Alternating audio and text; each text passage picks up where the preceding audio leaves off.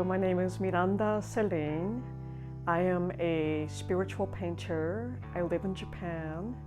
I have lived in Japan for 18 years next week on the 22nd. I came to Japan because it was my destiny.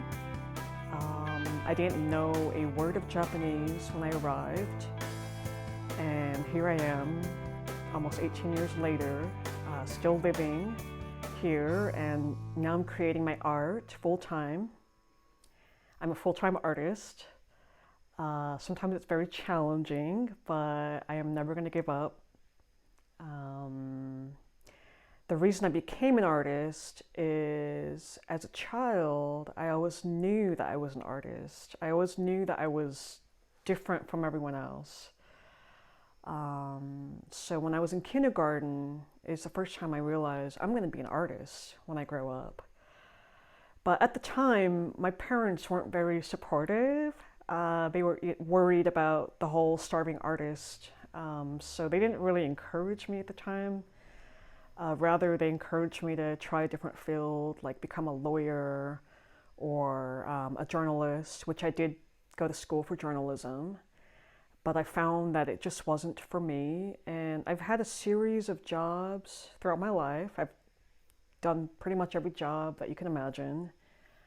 And each time I understood that this wasn't for me. It wasn't my cup of tea. I've struggled and struggled trying to find who I am. And finally this year, I feel the most confidence in myself, in my art. My parents have, throughout the years, have become more supportive of my dream. And they are definitely 110% supportive now, which is great. It helps to have the support. I still have my critics, but I don't let that bring me down. I think every artist struggles with the same things. We don't do the 9-to-5 job. Our job is never ending. We don't clock in, we don't clock out. We're always thinking about the next exhibition or thinking about what am I going to do, or how am I going to portray this image properly, or what technique am I going to use, or maybe we want to learn a new technique. So we're constantly, our brains are constantly moving, and there's no such thing as clocking out from art.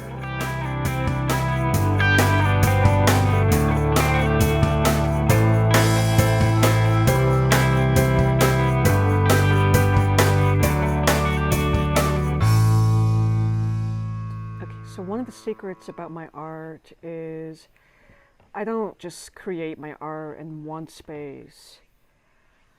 I go with the flow of nature, basically. So on a sunny day, you might find me out at the beach working on a drawing. I bring my drawing pad. I have a big drawing pad I take with me.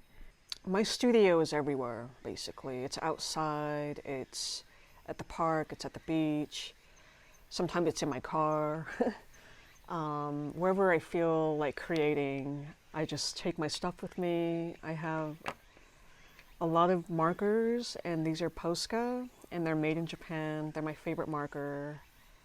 They're very easy to use, great colors.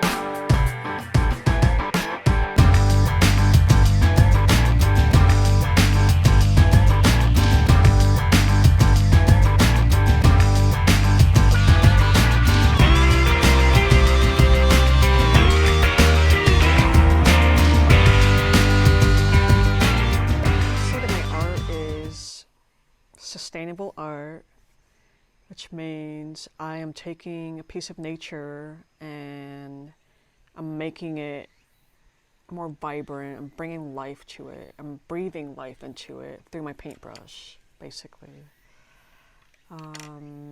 So for example, like this piece right here that I'm working on, this is an antique wood. And when I first looked at this piece of wood, maybe to everybody else, it's just a piece of wood. But when I look at something, I see images.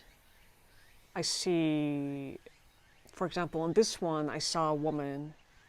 I saw a side profile, I saw long hair, and I even envisioned the title of this piece, which would be She Wore Stars in Her Hair. I was raised Catholic, and I do believe in God, but I'm very open-minded, so I feel more connected with Japan with regards to spirituality.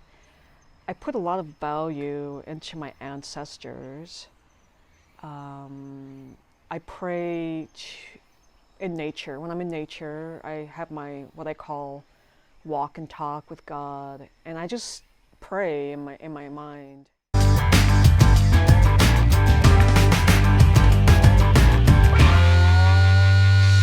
So my fifth generation great grandmother here, she was a healer, and she became a leader of women.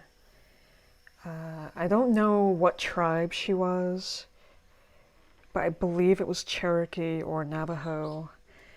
I'm still researching, and my family members do know the history, but they don't want to tell me. They want me to discover on my own. So I've been slowly researching about her. She had 19 children. Probably a lot of those children might have been because of rape, but she raised all of them, and if it weren't for her, I wouldn't exist. So I have a lot of respect for her, and sometimes I make sure I always keep her portrait in my house so I can talk to her when I need her. Very deep red color, and it comes from the top of a mountain in my father's hometown, Cuesta, New Mexico. There's a patch of red up there, and so this particular dirt is used as to paint the face, like warrior paint, basically. So I asked my father to give me, because we had collected this years ago, and he still had some. So I brought some back with me, and I used it for this painting here. Let me put that down. This one right here, I actually put it in the painting, so you could see. And again, I start off with putting paint on it first, and then I sprinkle the dirt on there. New Mexico has very beautiful soil. The colors are very rich. There's purple, there's red, there's all the shades in between. So it's very beautiful soil. I was inspired by street art. Growing up in my hometown, every corner, every building has art on it. And it's something that you don't see a lot of here in Japan, and my dream is to bring that here to this area where I live, Onjaku. So basically I started off with spray can. I used a spray can in the background, and then I went over the top with just a regular paint, a roller. This side is roller, and then I used, to finish it, to put the details in it, I used the Posca. So it's like a mixed media piece. And the reason why I feel inspired by street art is, and art in general, and for me art is the universal way to communicate. It doesn't matter what language you speak. It doesn't matter what your background is. Art is one of the ways to be able to communicate with everyone worldwide on a universal, universal. This one is from 2015. The Sunnyside Egg is also from that era, as well as the one next to it, the Energy. I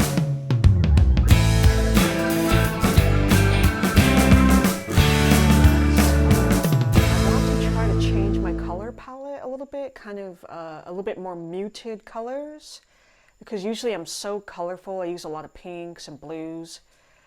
I'm kind of trying to shift a little bit, because I find that a lot of people like my art, but some of them have asked me, well, what about earth tones? Or can you do a piece with earth tones? Or can you maybe do just a black and white piece? And I've, again, at the end of the day, I'm just going to be who I am. But, also, I don't mind trying new styles. I don't mind going outside of my own comfort zone. So I definitely do want to do new things and try different ways. I'm open to anything, which is titled Navajo Sun. Actually came from my grandmother. When I was a little girl, she had a Navajo sun sand painting in her hallway. And so every time I'd go to her house, I would always admire that painting. And I would always ask her a million questions about it. And sometimes she wouldn't know what to say, but she would humor me. And she was very good at telling stories. So one day I was sitting in my living room thinking, I kind of wish I had a Navajo sun in my living room. I wish I had this image in my house. And so I thought, well, why don't I just paint my own? It's a very spiritual symbol for the Navajo tribe. For me, art is healing. It is about healing myself and healing others. So this painting is a commissioned piece. It is still in progress. It was commissioned by my friend's mother, who lost her son 19 years ago this year to suicide. He loved music. He was very creative, and he loved rock and roll. So I started the painting with his guitar that he loved, and I'm going to incorporate his favorite bands into it as well, which would be Metallica, The Doors, Pink Floyd, as well as some angel wings. And at the end of this, the plan is to put his side profile as well, kind of tuck it away. His mother had some very specific, I don't want to say requirements, but hopes for this painting. So it's a work in progress. It's going to take some time, but at the end of this painting, what we're going to do is we're going to actually put some of his ashes into the paint.